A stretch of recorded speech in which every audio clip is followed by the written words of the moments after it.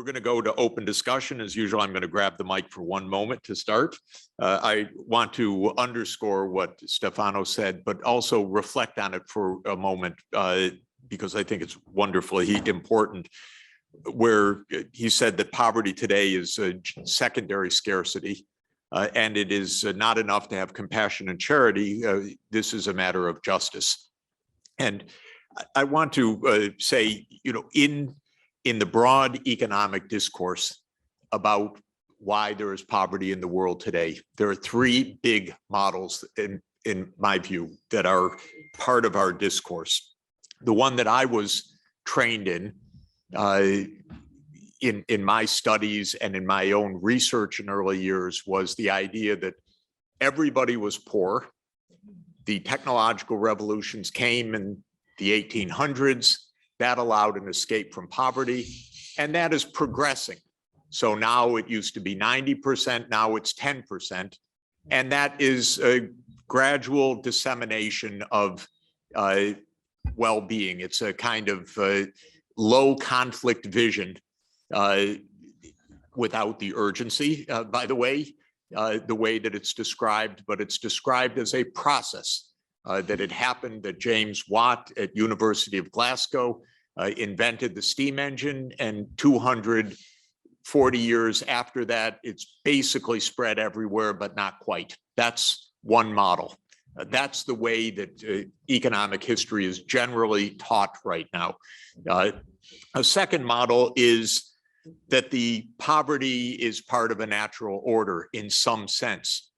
Well, the poor have themselves to blame in the way that John Locke said when I referred to his writings in 1697. But that has been updated in countless ways, especially racist views blame many variants of blaming the poor. If you're still poor today, look at how you have messed up tremendously. That is obviously a very major discourse. That's what I've confronted in 30 years of development work, which is, well, Africa's poor. What can you expect? Look at that governance. It's unbelievable.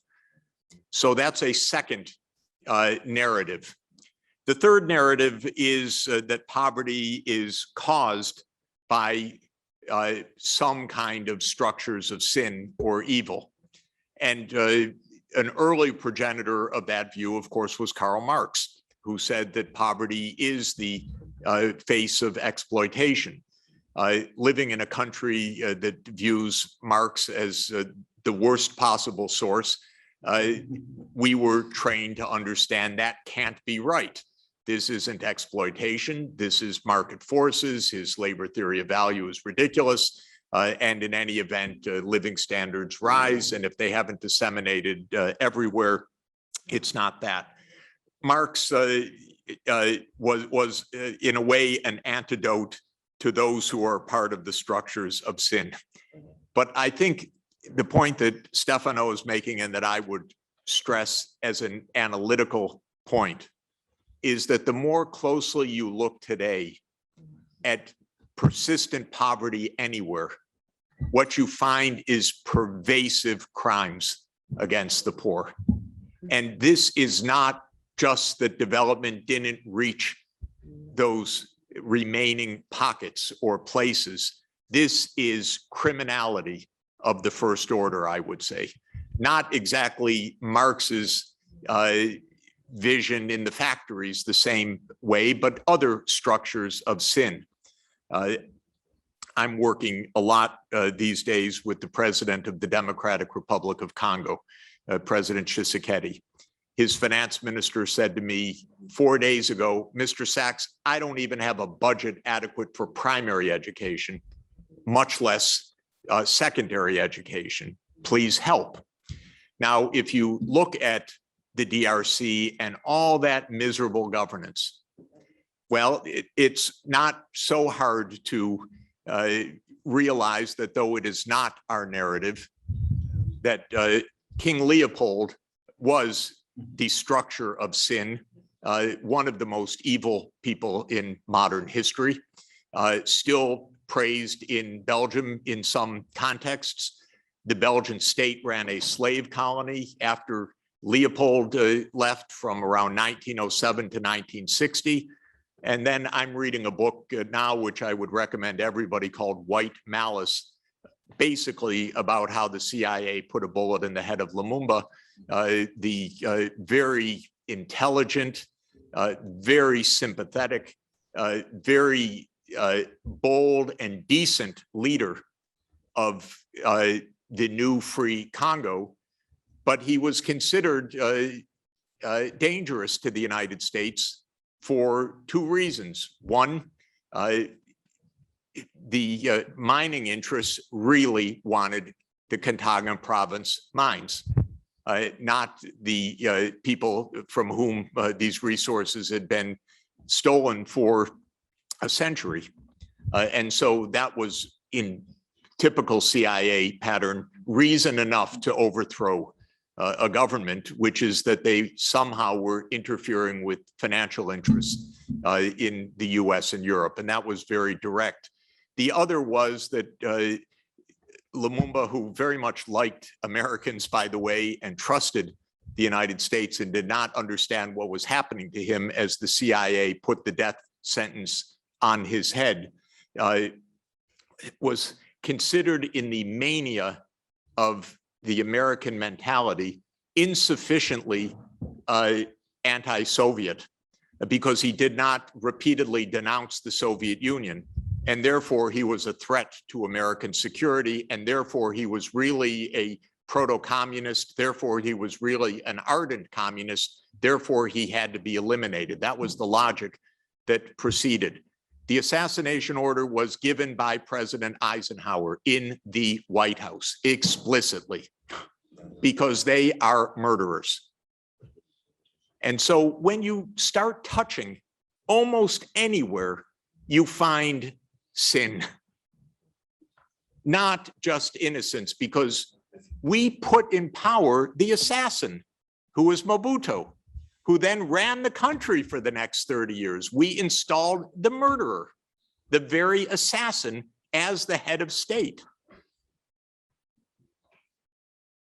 And this you can find all over the world. Now, this is a narrative impossible to tell. I didn't learn one word of it in school. You never hear it in economic studies. I mean, you do now, you can find pieces of it, but this is not the textbook model of poverty, believe me. You look at any textbook about poverty, you will not hear a word about these underlying structures of sin. And I think that this is a really important point. We have three very different narratives. And the one I was trained in, extremely naive, but very nice if you're in the lead. It's going to come to you. Don't worry. It takes a little time, but it's going to come to you. The second, so vulgar that it's, well, you know, it purely blame the poor. But the third is it is the most insidious, because it denies the truth in front of our eyes, that what we're seeing is injustice, not just inequality. And then everything is called development aid.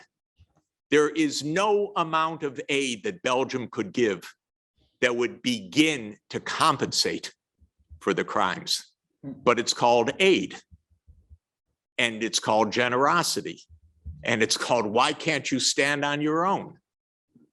And so this, I think, is a really important part, and it's exactly Stefano's point, and it needs to be opened up.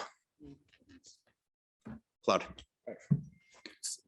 So I'm really glad Stefano opened it up, and we're building on this, because, you know, as a Togolese citizen, the very first coup in Africa happened in Togo in January 1963, when President Olympio was assassinated with the support of the French government, because of his very nationalistic, anti-French independence views. And then obviously there's been many coups since then. And Lumumba we can speak about a lot of the freedom fighters who were pretty much the hope of Africa, Thomas Sankara in Burkina Faso, and many, many others. And what, I don't know if you're aware of the fact that Jeff spoke at a conference, and there was a short video that basically has been one of the most widely circulated videos in Africa this year. Jeff spoke at a conference and he said a version of what he just said now, and young Africans started sharing that video everywhere. If you type Jeffrey Sachs on the internet, you will see that's the #1 video of the year. And what's important about that is that a lot of young Africans turn to me because they never had this knowledge. We were never taught anything about our own history and some of the very bad decisions that were made by European governments, by the American government, in collusion with these very weak leaders who ended up propping up these failed states. And I think that if we complain about bad governance, we have to look at the root cause. And ultimately, one of the solutions that I see is empowerment of African youth so that we can actually really turn the page. And I could go on forever, but I think it's important to open up debate because it's an important fact that many people are not aware of.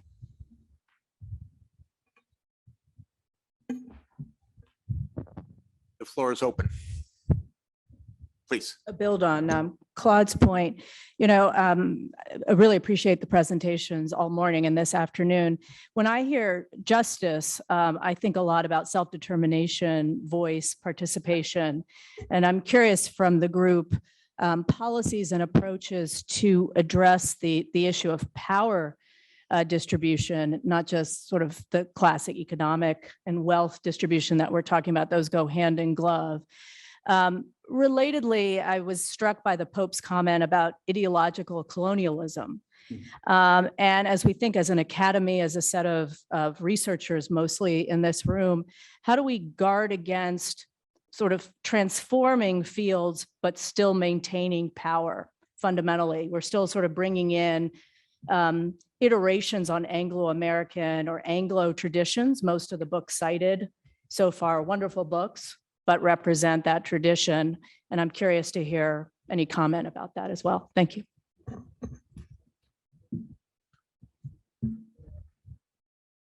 Please. Okay, I'll just say that what I've been thinking the last hour or so is a lot of this stuff, in one way or another, is touching upon the work of John Rawls.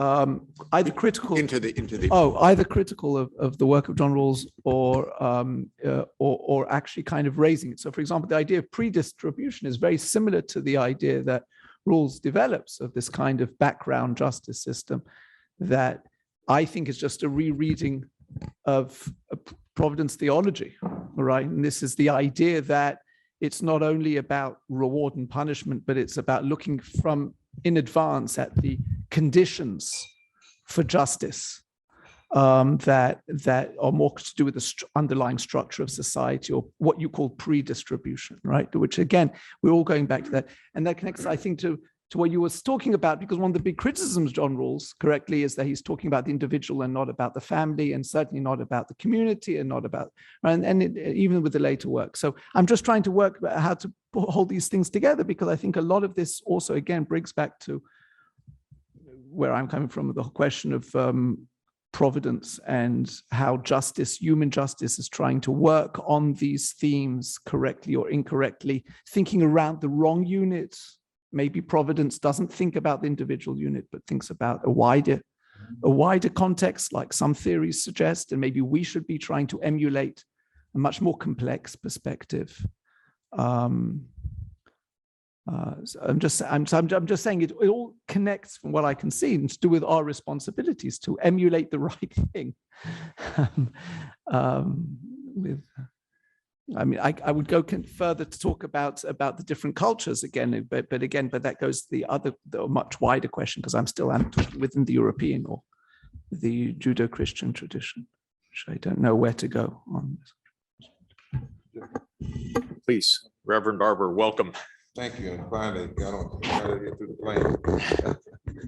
Just put that right there. Can you hear me? Yeah. Fine.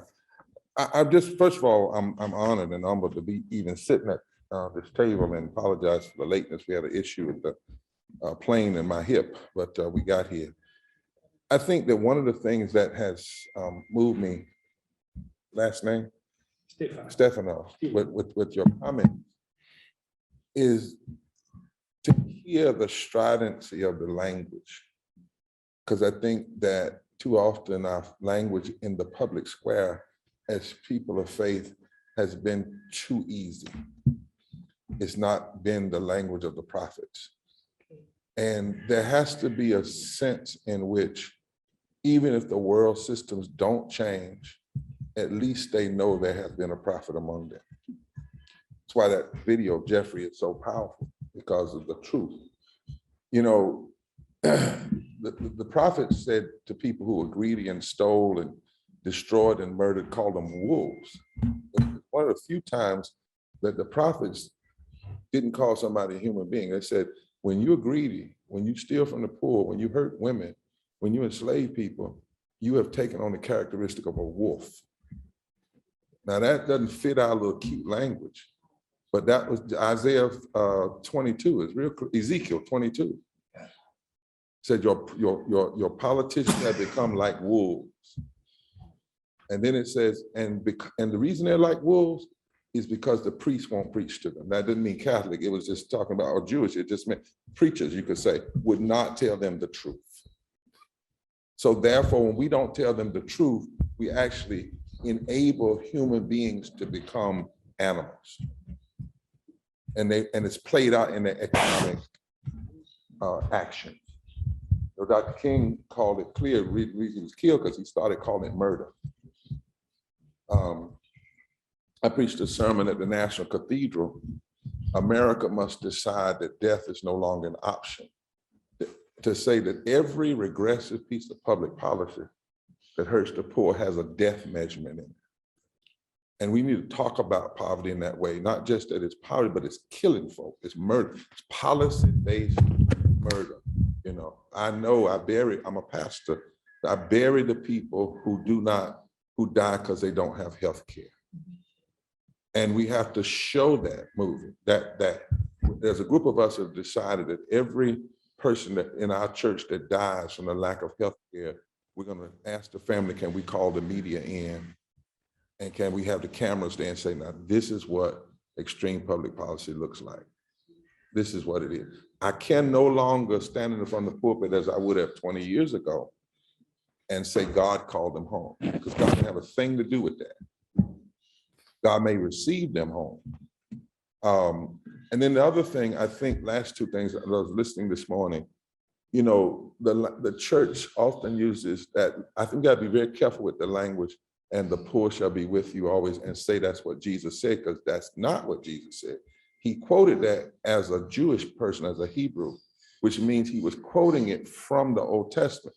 If you read the Old Testament, it says, the poor will be with you always because you won't.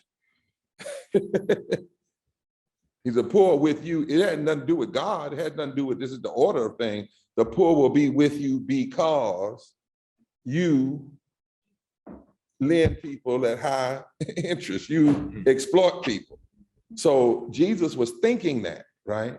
Which is why Jesus said, and I like Luke sometimes better than Matthew, blessed are the poor.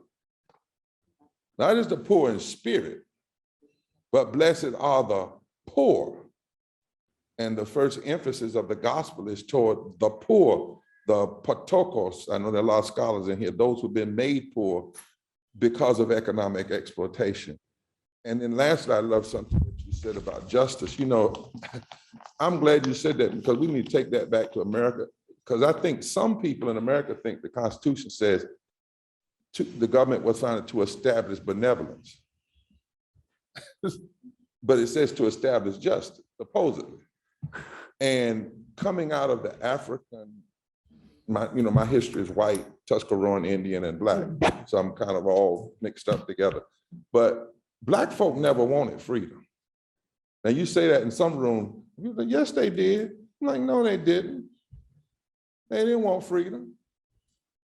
Because freedom just means you say, okay, I've used you for 250 years of slavery, but you gone. That's freedom. The hell with freedom. Black folk wanted citizenship. They wanted justice. They wanted full humanity. And sometimes our language gets, we think freedom. The civil rights movement wasn't even about freedom. So much, the March on Washington wasn't about freedom. It was about jobs and justice. When the language of freedom actually has been co-opted by extremists as a way of limiting our continual critique about a society that does not provide citizenship and justice, not only in the borders of the United States, but around the country. And then lastly, I was thinking, Fannie Lou Hamer told it was somebody she was speaking to one day, they were having a conference on poor. She said, well, like, you need me at the table because I got more experience than you do. She said, you need me at the table because I know about what it means to be poor. And I think that's an important piece. I'm gonna talk something about tomorrow is how do we build a stage, not just for those of us who have deep alliances with the poor, but if the gospel is preached good news to the poor, not for the poor, if the purpose of the gospel is to spread it, then how do we engage the poor and all of their moral authority, moral ability in this fight? The piece of news. Please. Just a very piece of news. 2 years ago in the States was published a book by Darren Walker.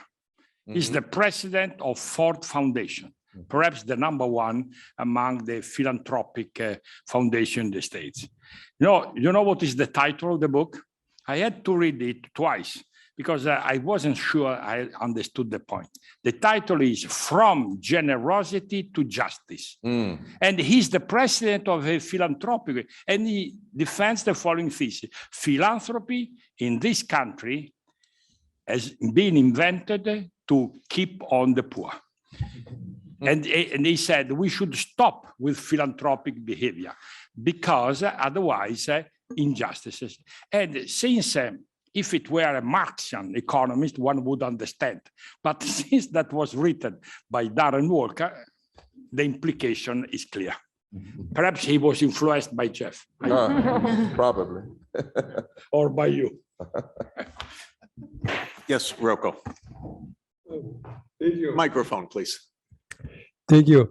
Well, I was impressed by the distinction you have made between primary and secondary poverty. I think perhaps that we could take this distinction also in another sense, and we should deepen this distinction because we are faced with two problems that are, I think, different from one another. The first problem is absolute poverty. And here, poverty produces poverty.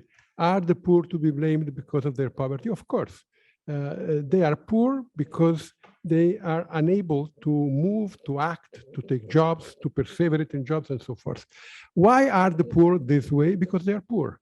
They have been raised in a poverty environment that has not endowed them with the necessary human capacities to take a job, to persevere in a job, and to take care of themselves.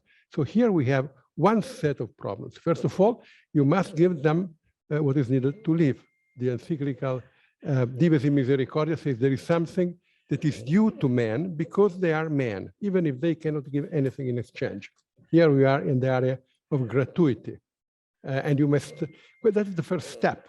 Without this step, they will never gain the skills that enable them to take care of themselves. Quite a different problem is the problem of those who are poor, but not extremely poor. Here, you have to see them as human capital, as people that have potentialities, as people that have to be helped to develop their potentialities. If you take a family in, what is the name of Camden, I would say the parents, probably the mother, the father very often is not there. The mother has to be considered as a primary poverty, a case of primary poverty. The children know. You have to help them to acquire the skills that allow them to take care of themselves. And that's the problem of development. And you must give them the skills that are needed to enter into the market. I think that if we clearly divide these two kinds of poverty, it becomes easier for us to understand what has to be done and also to make our case in front of the people in general. Another observation is, how can we finance all this? The idea of taxing the poor, yes, the rich, yes, but the real problem is the law on corporations, because the vast majority of the wealth resides in the corporations. The individual wealth of the taxpayer is a small fraction of the real wealth that is in the corporation, and the corporation also is a non-subjective subject, that is a subject without a moral subjectivity, who acts only according to the rule of the maximization of profits. An individual man can sometimes show generosity. A corporation, no, or only in the form of the corporate generosity, of the philanthropy that has been criticized. So we should think the problem of profit corporation. It is important, G20, they will discuss on a world level tax on corporation profits that will not allow corporations to move too easily to places where they do not pay taxes. And I think that another aspect of the issue that we do not consider is that the economy is changing. The economy now is the economy of information. There is a small number of great companies that control information and therefore control economy and politics. And don't pay taxes, by the way, because how can you tax the surplus value? No, please, I shall not use this Marxist expression. How can we tax the money that is produced in the internet, in a virtual world? And they are becoming the masters of the world of today. Last consideration, beware. There is a legitimate suspect that somebody would like to see a world in which these very big neo corporations remain completely free. With a small part of their profits, they give food and shelter to the very poor, and they destroy all what stands in between. That is, they do not allow the poor to take care of themselves, to work and to create enterprises, small companies, to acquire jobs and so forth. This is an interesting objection, and we should be ready to give a convincing answer. I think on the idea of the low-level poverty trap that you're discussing, which I've also advocated at various times and analyzed, the idea that the poor are too poor to be able to escape from their poverty because their basic needs aren't met. I would suggest that in almost all of those cases too, however, there's a crime behind it. And this is, it's not simply a propagation. It is a structure of sin. Yeah, and not only a structure of neglect, but a structure of commission. You know, why was it that when the Congo reached its independence in 1961, there were five Africans in professional positions in 25,000 positions in the country and so forth, because the imperial strategy was educate nobody. And the strategy in, you know, not Camden, I'm a Detroiter, so I grew up in exactly those conditions. This was a contrived, constructed segregation and racism. These were built systems that took a lot of organization to keep the poor down. They didn't just happen. And by the way, what's so interesting in the way we think about these things, one of my favorite colleagues who was a decent, brilliant, nice man, got it wrong, Thomas Schelling. He wrote a very famous paper in 1968 about how just tiny preferences to live within your own could lead to large-scale structures of segregation. And that's not how US segregation came. US segregation came because the law said if you're Black, you do not have any chance at all to come into this neighborhood. And if you're white and you dare sell your place to someone who's Black, you will pay for it. And so it was tremendous structures, not what he taught. And another paper by another Nobel laureate, beware of Nobel economics laureates, except ours here, our favorite Joe Stiglitz. If you can believe, in 1957, Gary Becker wrote The Economics of Discrimination. An absolutely horrendous book, shockingly bad. The whole book is about how discrimination is about tastes. There's no power, there's no violence, there's no apartheid society, there's no social structures. It's tastes. And maybe tastes lead to differences of income, but markets will work it out. This is 1957, 3 years, this is already Little Rock, civil rights crisis, 3 years after the Brown versus Board of Education. There's not even a footnote, because I went back to check a few weeks ago. There's not even a footnote about structural racism in the United States. And this became what we learned in school. That's how I studied discrimination in the opening year at Harvard University in 1972, was that book, because he's a Nobel Prize winning great economist.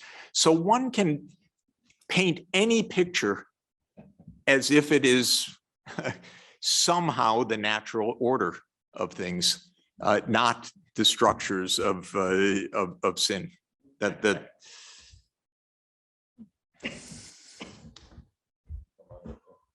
Yes. Oh, please. So who's first? Leonardo, please. Yes, I think we made a wonderful work in the description of the problem of poverty, no? The anatomy and the pathology of the problem. We could do also another thing, which is should be speeches, but they're not very important, no? There should be human rights, there should be peace, okay, they don't work very much. What we need to work at, to me, is the look for solution. And on this point of view, what I believe is that we do not lack of recipe. Poverty is not an illness for which we do not have a vaccine. We can put a lot of recipes, even your 1 or 6% of the wealth, no? Recipes that can work. So the real issue is how can we implement this recipe? We need to have a good strategy for a change.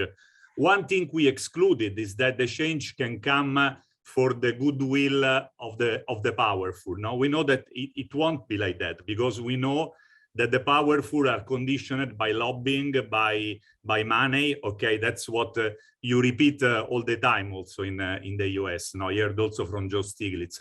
So I think that we need a work from different point of view. First of all, we must exploit much more the level of the vote with the wallet of people. Okay, of those who want to do that. We are not exploiting it at all.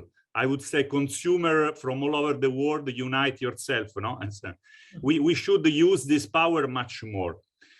You know that Greta said that this is not enough. If we wait for the vote with the wallet, it won't change. But the people replied to her, if we don't make this level from the bottom, there won't be any sensitivity of the institution. There won't be any systemic change. So we need to put pressure on the institution in this way.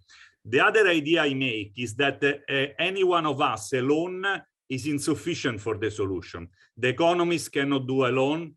The enlightened entrepreneur cannot do alone. Okay, even the young cannot do alone.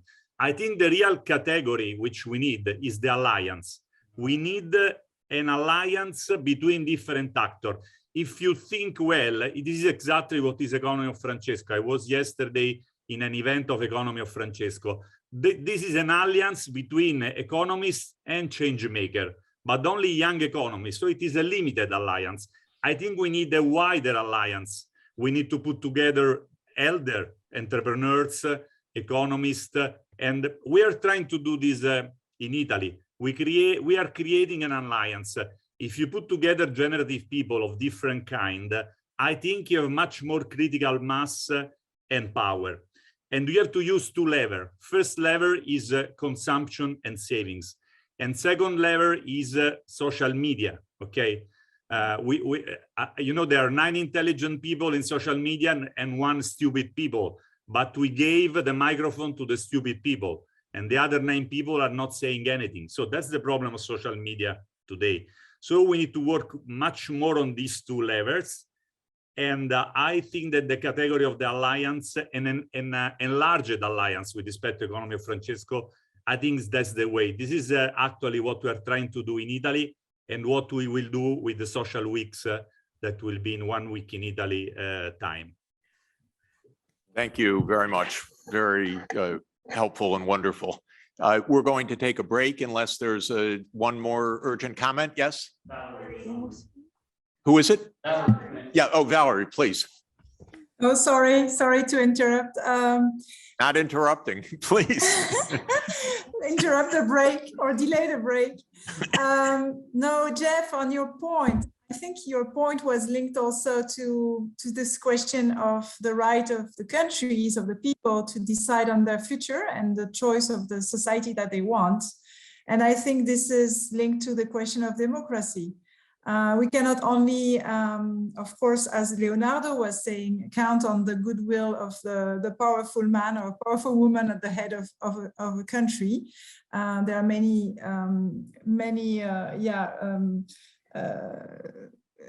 so the idea would be really to reinforce, I think, democracy. And what Leonardo was saying about this alliance, it's a way, it's like a bottom-up approach that I think can work.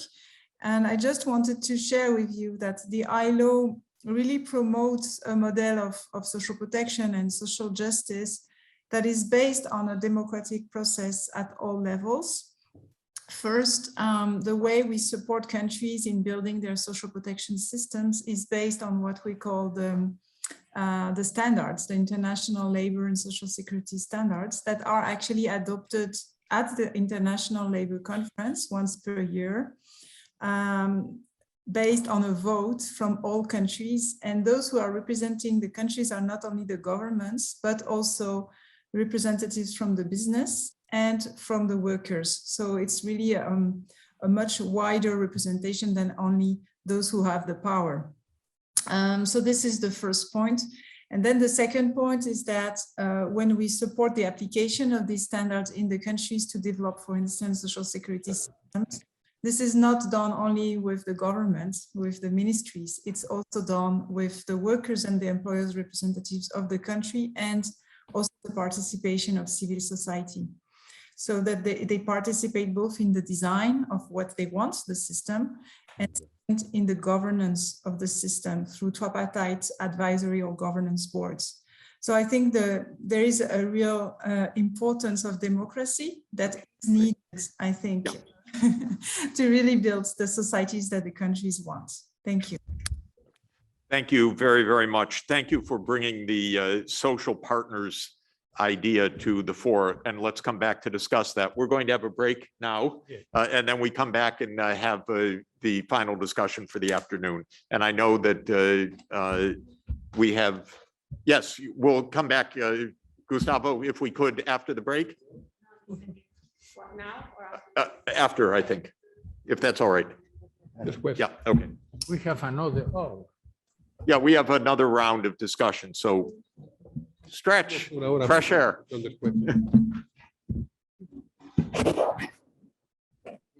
that's a very interesting. Yeah. Talk about it. Do it like that. Yeah, there is.